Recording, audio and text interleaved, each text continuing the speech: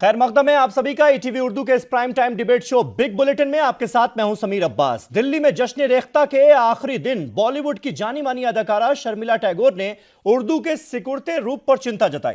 टैगोर ने कहा कि आजकल उर्दू में ठहराव आ गया है, यह सिर्फ माइनॉरिटीज की भाषा बनकर रह गई है। अब यह शानदार लैंग्वेज सिर्फ मुसलमानों के मुंह से ही सुनी बोली जाती है। वो जिस सेशन में बोल रही थी उसका नाम था जब फिल्में उर्दू बोलती थी।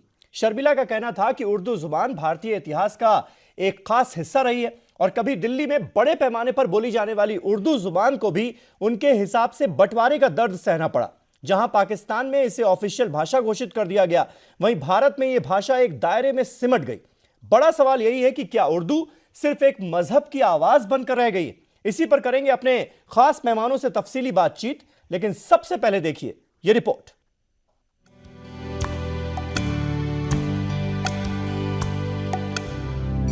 उर्दू है जिसका नाम हम ही जानते हैं दाग, सारे जहां में धूम हमारी ज़बां की है। उर्दू की शान में दाग का ये शेर क्या मौजूदा दौर के लिए भी सादिक आता है? बॉलीवुड की मारूफ अदाकारा शर्मिला टैगोर के बयान में शायद इस सवाल का जवाब पिन्हा है। शर्मिला टैगोर ने उर्दू की मौजूदा सूरत हाल पर फिक्रमंदी का इजहार किया है। जश्न रेख्ता के प्रोग्राम में पहुंची शर्मिला ने कहा था कि उर्दू में ठहराव आ गया है, ये सिर्फ अक़लियती समाज की ज़बान बनकर रह गई है और ये सिर्फ मुसलमानों के जरिए ही बोली जाती है। प्रोग्राम के सेशन जब फिल्में उर्दू बोलती थी में शर्मिला ने कहा कि उर्दू ज़बान हिंदुस्तानी तारीख का एक अटूट हिस्सा रही है।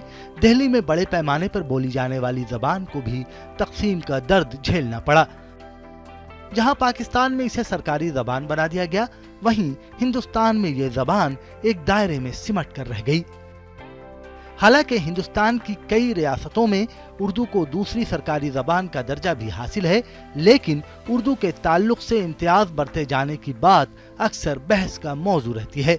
ऐसे में सवाल ये उठता है कि क्या उर्दू वाकई किसी एक मजहब की ज़बान बन गई है? Bureau report, ETV news. तो क्या उर्दू सिर्फ एक मजहब की जुबान बनती जा रही है? यह है हमारा आज का बड़ा सवाल। हमारे साथ कुछ खास मेहमान जुड़ चुके हैं। हमारे साथ इस वक्त मौजूद हैं प्रोफेसर इर्तिजा करीम साहब, जो कि डायरेक्टर हैं एनसीपीयूएल के, यानी national council for promotion of Urdu language के। हमारे साथ शकील शमसी साहब स्टूडियो में मौजूद हैं, जो कि सीनियर जर्नलिस्ट हैं। हमारे साथ फिरोज बख्त साहब, जाने माने हिस्टोरियन, हमारे साथ इस बहस का हिस्सा हैं। प्रोफेसर अनिसुर रहमान साहब, जो कि सीनियर एडवाइजर हैं रेख्ता फाउंडेशन के, वो भी हमारे साथ बहस का हिस्सा हैं, स्टूडियो में मौजूद हैं। और श्रीकांत भाटिया साहब, एक्स वाइस चेयरमैन हैं एनसीपीएसएल के, यानी national council for promotion of Sindhi language के, वो भी हमारे साथ इस बहस का हिस्सा हैं। प्रोफेसर करीम साहब, शुरुआत आपसे करना चाहूंगा। क्या वाकई ये सवाल बहुत मौजू है कि उर्दू जो है वो एक मजहब की जुबान बनकर रह गई है? क्या माइनॉरिटीज की भाषा बन गई है? क्या अब ये जिस तरह से इसका दायरा सिकुड़ता जा रहा है, जिसकी ओर इशारा किया है शर्मिला जी ने? बहुत बहुत शुक्रिया समीर साहब, और ईटीवी उर्दू का भी शुक्रिया कि उसने एक अहम मौजू पर गुफ्तगू का मौका फराहम किया है हम लोगों को। और ये भी बहुत अच्छी बात है कि जो आपके पैनल में लोग हैं वो जनाब शकील शमसी साहब और डॉक्टर फिरोज बख्त अहमद साहब और एनसीपीएसएल के जो चेयरमैन रहे एक्स चेयरमैन भाटिया साहब और दूसरे लोग, ये वो लोग हैं जो उर्दू और किसी भी ज़बान का दर्द समझते हैं और रखते हैं। मेरा ख्याल यह है कि शर्मिला टैगोर की बात को इतनी अहमियत दे रहे हैं आप लोग जिसकी कोई ज़रूरत नहीं है। शर्मिला टैगोर जिस ज़माने में फिल्मों में काम कर रही थी और रेख्ता ने जो उन्वान कायम किया है कि साहब जब फिल्में उर्दू बोलती थीं, हैरत हो रही है कि ये शर्मिला टैगोर साहिबा ने ये बात कैसे कही। फिल्में कल भी उर्दू बोलती थीं और फिल्में आज भी उर्दू बोलती हैं और फिल्में मुस्तकबिल में भी उर्दू ही बोलती रहेंगी। किसी भी ज़बान का अव्वलन तो कोई मज़हब होता ही नहीं है, किसी भी ज़बान का, चाहे वो हिंदी का भी कोई मज़हब नहीं है कि उसको आप किसी हिंदू कौम से जोड़ के ज़बान को देख लें, या ऐसा नहीं है, किसी भी ज़बान का कोई मज़हब नहीं होता है। मज़हब का अपना काम होता है और मज़हब जब अपना कोई काम करता है तो फिर किसी ज़बान का सहारा लेना चाहता है। वो उर्दू का सहारा लेता है, वो अरबी का सहारा लेता है, तो फारसी का सहारा ले सकता है, वो संस्कृत का सहारा ले सकता है, वो किसी भी जबान का सहारा ले सकता है। तो इसलिए ये बुनियाद यानी प्रोफेसर करीम, आपको ये बिल्कुल नहीं लगता कि आजकल की फिल्मों में पहले के कंपैरिजन में कम इस्तेमाल हो रहा है उर्दू लैंग्वेज का? आपको नहीं लगता ऐसा? नहीं, बिल्कुल कम इस्तेमाल नहीं हो रहा है। कभी डाटा कलेक्शन कीजिए, अगर ऐसा होता तो सैफ ने अपने बेटे का नाम तैमूर क्यों रखा होता? और जो फिल्में आ रही हैं सैफ की, शर्मिला टैगोर साहिबा के साहिबजादे की, उन फिल्मों के नाम आज भी उर्दू में रखे जा रहे हैं। और मैं और आगे बढ़ के बात बट देखिए, तैमूर नाम रख तो लिया, लेकिन उसको लेकर कितना बवाल मच गया, क्योंकि तैमूर लफ्ज का मतलब ही बहुत सारे लोगों को नहीं पता था। तो ये भी तो एक पहलू है ना। प्रोफेसर रहमान साहब, क्या इस बात से आप इत्तेफाक रखते हैं जिसका जिक्र करीम साहब कर रहे हैं? जी प्रोफेसर रहमान, क्या इस बात से आप इत्तेफाक रखते हैं कि नहीं, हालात में कोई बहुत ज्यादा बदलाव नहीं आया? अगर 80s की फिल्मों में जितना उर्दू का इस्तेमाल होता था वो आज भी होता है, इसलिए वो शर्मिला टैगोर ने जो बात रखी और जो मुद्दा उठाने की कोशिश की, उससे वो इत्तेफाक नहीं रख रहे हैं। इससे सहमत हैं आप? देखिए, मेरा ख्याल ये है कि शर्मिला टैगोर साहिबा ने जो बात कही है उसके जहन में शायद 1960s रहा होगा। 1960s हमारे हिंदुस्तानी फिल्मों की तारीख में बहुत गोल्डन पीरियड माना जाता है ज़बान के एतबार से। बिल्कुल। तो मेरा ख्याल यह है कि उनके जहन में ये रहा होगा। अब अगर आप उसके बाद यानी 7वीं और 8वीं दहाई और उसके बाद के ज़माने को देखें तो उर्दू दूसरे तरीके से सामने हमारे आई है। और वो इस तरह आई है कि हमें ज़रा सा एक बात अपने ध्यान में रखनी चाहिए कि कोई ज़बान साकित नहीं होती, जामिद नहीं होती। ज़िंदगी जिस तरह से हमारी आगे बढ़ती रहती है और तब्दीलियाँ आती हैं, ज़बान भी उन्हीं तब्दीलियों को रिसीव करती है हमेशा। तो हुआ ये है कि आपने ये जो लफ्ज़ है, आपने ये लफ्ज़ उर्दू तो हम बोलते हैं आज, लेकिन दरअसल इसका जो शुरू का इब्तिदाई नाम था वो था रेख्ता। और मेरी थीसिस ये है कि ये ज़बान जो है, जैसे उर्दू आप जानते हैं, जो 18वीं सदी में जिसे उर्दू कहा गया था, दरअसल ये रेख्ता थी जिसे अमीर खुसरो ने 13वीं सदी में शुरू किया था। अच्छा। और फिर मीर ने 18वीं में, और उसके बाद गालिब ने। अब ये कौन सी ज़बान है? ये ज़बान ब्लेंडिंग की ज़बान है। ये लाती है, इसमें ब्रज है, इसमें यानी खड़ी बोली है, इसमें उर्दू है, इसमें फ़ारसी है, और बहुत सारी ज़बानें मिलकर ये बनी। जानते हैं आपके ये कैंप में ये ज़बान परवरिश पा के उसके बाद से उर्दू और उसका, तो कोई ज़बान, देखिए ज़बान बहुत नाजुक, बहुत मासूम चीज़ है। ये नहीं तफ़रक़ा करती है हमारे अंदर, ये तो हमें बुलाती है अपनी जानिब, नई आबादियों में जाके बस जाती है, नए बोलने वालों को गले लगाती है। अब जो फिल्मों की ज़बान है, अगर आज आप देखें तो मेरा ख्याल है कि उसमें उर्दू, यानी उर्दू का जो हिस्सा है वो इस तरह है कि मैं तो समझता हूँ कि वो रेख्ता है, एक नया किस्म का रेख्ता है। वो रेख्ता जिसे आप, यानी इंटेलेक्चुअल डिस्कशन का भी हिस्सा है वो रेख्ता जी, किताबों की ज़बान भी है वही रेख्ता। बाजार में आप जाएं और सौदा ख़रीदते हैं और सामान ख़रीदते हैं और ड्राइवर से बातें करते हैं और लिफ्टमैन से बातें करते हैं, तो जिस ज़बान में आप बात करते हैं, ये मिली जुली ज़बान है हमारी। ये बहुत ही रिच ज़बान है साहब। ठीक है जी, ठीक है, मैं समझ गया आपका पॉइंट। शकील शमसी साहब, तो क्या ये जो हिंदुस्तानी बोलने का दौर शुरू हो गया है, इसके चक्कर में क्या उर्दू की जो अहमियत है वो कम होती जा रही है क्या? क्योंकि आजकल तो हम हिंदुस्तानी जुबान बोलने लगे ना, जिसमें हिंदी और उर्दू मिक्स है, यही फिल्मों की भाषा भी हमें नजर आती है, तो उर्दू क्या पीछे छूटती जा रही है क्या इस चक्कर में? नहीं, पहले भी जब उर्दू शुरू हुई, अगर आप आगाज देखें हज़रत अमीर खुसरो के ज़माने में, तो उस वक़्त इसका नाम ना तो रेख्ता था ना उर्दू था, उस वक़्त हिंदवी कहलाती थी। हाँ। और ये एक वो भी लैंग्वेज सबको एक्सेप्टेबल थी, ये भी एक्सेप्टेबल है। हाँ। और जो जहाँ तक ये कह रहे हैं कि ज़बान ख़त्म हो रही है या कम हो रही है, बिल्कुल ख्याल गलत है। उर्दू की नई बस्तियां आबाद हो रही हैं। उर्दू एक आज दुनिया के तकरीबन 104 मिलियन लोग दूसरे मुल्कों में बोल रहे हैं। और उर्दू की वेबसाइट्स, उर्दू के न्यूज़पेपर, उर्दू के चैनल इस बात का गवाह है कि उर्दू खत्म नहीं हो रही, रोज बरोज बढ़ रही है। हमारा और हिंदुस्तान को फख्र हासिल है ये बात कि उर्दू के चाहे बड़े अखबार हों, चाहे उर्दू के न्यूज़ चैनल हों, वो जो लोग चला रहे हैं उनका ताल्लुक किसी खास मजहब से नहीं, उनका वो मुसलमान नहीं है। ज्यादातर जो चैनल चल रहे हैं या जो उर्दू के चैनल चल रहे हैं या जो उर्दू के अखबार चल रहे हैं, तो ये उर्दू के लिए एक बहुत खुशाइन पैगाम है कि उसको जिंदा रखने के लिए यहाँ के हिंदूज आए हैं और इसी बात को क्लियर कर रहे हैं वो कि ये जबान जो है किसी मजहब की जबान नहीं है, ये जबान हिंदुस्तान की जबान है। वो जबान है जो यहाँ की माओ की गोद में पली है, और वो माएँ जिनका कोई मजहब नहीं, उनका मजहब सिर्फ मोहब्बत था, और उसी मोहब्बत की वजह से ये जबान फैल रही है, फूल रही है। और जो लोग बोलते हैं उसमें फर्क करना मुश्किल होता है आज भी कि उर्दू बोल रहे हैं कि हिंदी बोल रहे हैं। सिर्फ लिखते वक्त ये एहसास होता है कि इसमें फर्क हो जाता है कि ये हिंदी है कि उर्दू है। तो फिरोज बख्श साहब, कुल मिलाकर क्या ये माना जाए कि भाई दुनिया के लिहाज से अगर देखा जाए, पूरे दुनिया के हिसाब से देखा जाए तो कहीं ना कहीं दायरा जो है वो बढ़ रहा है, लेकिन हिंदुस्तान के नजरिए से देखें हम तो क्या घट रहा है, ऐसा है क्या? देखिए, बहुत दिलचस्प बातें सुनने में आई हैं। इर्तिजा साहब को भी मैंने सुना, रहमान साहब को भी, और हमारे दोस्त शकील शमशी साहब को भी सुना जी। मैं थोड़ा सा तजाद मुझे अपने दो बहुत ही मौकर और काबिल दोस्तों से है हाँ। कि जैसे शकील साहब ने भी ये कहा कि उर्दू बढ़ती जा रही है, काफ़ी स्पीड से बढ़ रही है, और इर्तिजा भाई ने भी यही कहा कि उर्दू बढ़ रही है। हाँ। ठीक है, देखिए, वेबसाइट आएगी, कोई ना कोई तो उर्दू को सीखेगा। हाँ। लेकिन मेरा ख्याल ये है कि अपने बचपन से जो 50 साल से अब तक 50 साल की हमारे 50 साल से ऊपर की हमारी उम्र है, मैं देख रहा हूँ कि उर्दू मरेगी तो कभी नहीं। मेरी लड़ाई एक दफ़ा शाहिद सिद्दीकी साहब से भी हो गई थी, जो एडिटर है नई दुनिया के। वो कहने लगे, अभी तुम कह रहे हो उर्दू का महवर घटता जा रहा है। हाँ। देखिए, उर्दू मरेगी कभी नहीं। हाँ। उर्दू हमेशा जिंदा रहेगी। शेर व शायरी है, बहुत सी चीजें हैं, मीठी जबान है, शीर है, सब कुछ है, लेकिन इसका जो महवर है ये वो घटता जा रहा है। आप ये देखिए, उर्दू को सही मानों में बढ़ाना है। ठीक है, जो काम रहमान साहब कह रहे थे कि आप मान रहे हैं ना कि घटता जा रहा है, दायरा घटता जा रहा है, ये तो मान रहे हैं ना? नहीं, मैं मान रहा हूं, मैं बात पूरी कर लूं। लेकिन हमारे बहुत सारे खास मेहमान तो इस बात से इत्तेफाक नहीं रखते। एक बात कह के बात पूरी जी, करता हूं मैं। जी।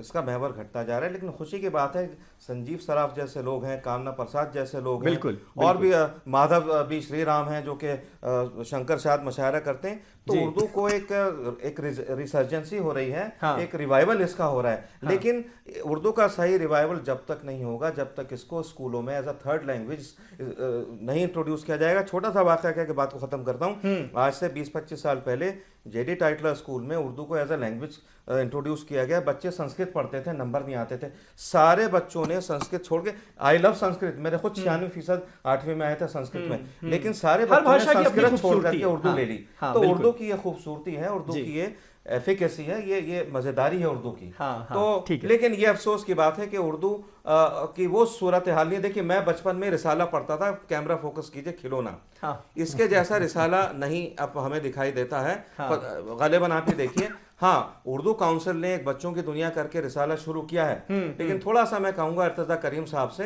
It should be available at each and every book shop and stall, newspaper stalls पे जाना चाहिए। अच्छा रिसाला है, मगर इस जैसा रिसाला बच्चों का अब दोबारा देखने में नहीं आएगा। श्रीकांत भाटिया साहब, इसको लेकर इख्तिलाफ थोड़ा सा नजर आ रहा है कि भाई उर्दू क्या सिमटती जा रही है या फिर बढ़ती जा रही है। पहले तो मैं चाहूंगा कि आपका व्यू पॉइंट क्या है, आपको क्या लगता है, और दूसरा, अगर सिमटती जा रही है तो दिक्कतें क्या हैं? नहीं, मुझे तो नहीं लगता कि उर्दू सिमटती जा रही है। मुझे तो लगता है कि और उर्दू बढ़ती जा रही है। मैं आप लोगों से शायद इत्तेफाक नहीं रखता हूँ। शर्मिला जी तो खुद उर्दू मीन्स नवाब साहब से शादी की हुई है, तो वो ऐसी बातें कर रही हैं, तो मैं तो उनकी बात पे विश्वास नहीं करता। आज सरकार ने 2 इतने बड़े बड़े इदारे बनाए हैं, अलग अलग स्टेट्स में अकादमी बनी है, हमारे दिल्ली में उर्दू अकादमी है, जिसका काम ही है उर्दू को बढ़ावा देना। राष्ट्रीय स्तर पर मानव संसाधन विकास मंत्रालय में NCPUL है, जिसके मिस्टर करीम साहब डायरेक्टर हैं। आज ही दोपहर को हमारी मातृभाषा पे बहुत अच्छी दिल्ली यूनिवर्सिटी में सेमिनार हुई, और मुझे तो वहाँ भी बोलना पड़ा, मंच पे था मैं, कि इतने सारे मुस्लिम यंग फेलोज वहाँ पे अटेंड करने आए उस सेमिनार को। इससे बड़ा तो और कोई मिसाल नहीं हो सकती। सारा दिल्ली यूनिवर्सिटी के लगभग 300-400 यंग स्टूडेंट्स थे। तो मुझे तो नहीं लगता घटती। और हमारा भी सिंधी का भी सामंजस्य उर्दू के साथ बहुत अच्छा है। हमारे खुद कई बड़े बड़े शायर उर्दू जबान में काफी वर्ड यूज करते हैं। मैं भी जब अपने बचपन के जमाने में थिएटर करता था तो काफी उर्दू मैंने भी सीखी। ठीक है, तो उर्दू का प्रभाव तो हर जगह रहेगा। रहमान साहब, एक एडवांटेज क्या मुस्लिम्स के साथ तो ये है ही कि उनकी जबान उर्दू जब वो बोलते हैं तो साफ होती है, और उर्दू पर उनकी पकड़ ज्यादा होती है, इसलिए जो उर्दू के अल्फाज हैं वो जल्दी वो पकड़ लेते हैं, उन्हें समझ पाते हैं। ये क्या एक डिसएडवांटेज दूसरे मजहब को मानने वाले लोगों के लिए है क्या? इसको हमें क्या स्वीकार करना चाहिए, एक्सेप्ट करना चाहिए? 2 बातें कहूंगा। एक, पहले ये बता दूं, जो उर्दू के बारे में ये कहा जा रहा है कि ये सिमटती और सिकुड़ती हुई जबान है, समीर जी मैं आ रहा हूं, करीम साहब आ रहा हूं। आप मौजू से भटक रहे हैं। नहीं, मौजू से भटक रहे हैं। आप उर्दू के फैलने की बात मत कीजिए। उर्दू के देखिए, उर्दू के सिमटने, सिकुड़ने, महदूद होने की बात न कीजिए। आपका मौजू है क्या उर्दू किसी एक मजहब, किसी एक फिरके, किसी एक तबके की जबान है? आप इस पर गुफ्तगू को चलिए हम उसकी तरफ नहीं, लेकिन ये तस्करा हम क्यों कर रहे हैं करीम साहब? तस्करा हम इसलिए कर रहे हैं क्योंकि शर्मिला टैगोर साहिबा ने ये इशू उठाया है, और उसमें ये मुद्दा है। तरफ आते हैं, वो कह रही हैं कि इसका दायरा जो है वो सिमटता जा रहा है, ये माइनॉरिटीज की लैंग्वेज बन के रहती जा रही है। इससे हम इत्तेफाक रखते हैं या नहीं रखते हैं, इसी पर तो मैं इसकी तरफ भी आता हूं। आपकी बात बहुत मुनासिब है। ठीक है, मैं ये समीर साहब मैं आऊंगा आपके पास। समीर साहब, शर्मिला टैगोर जी